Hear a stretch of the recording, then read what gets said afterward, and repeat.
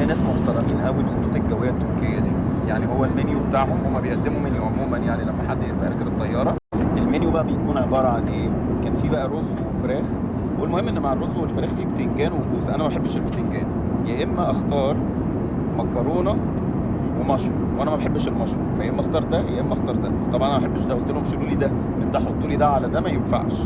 فالمهم ان الحل الامثل اللي احنا وصلنا ليه ان انا هاخد الرز اهو، بصوا معايا، ومعاه الفراخ ومكرونه، ومعاها بقى ايه المشروم. فانا هاكل هنا من الفراخ وهاخد هنا من المكرونه.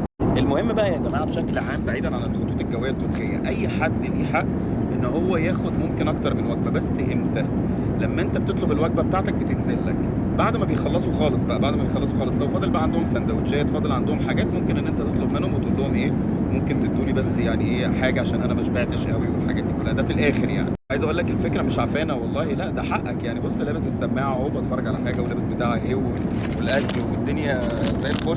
عيش حياتك يا معلم وانت مسافر يعني، واطلب براحتك لو ما شبعتش، وفي نفس الوقت لو لسه هم عندهم اكل.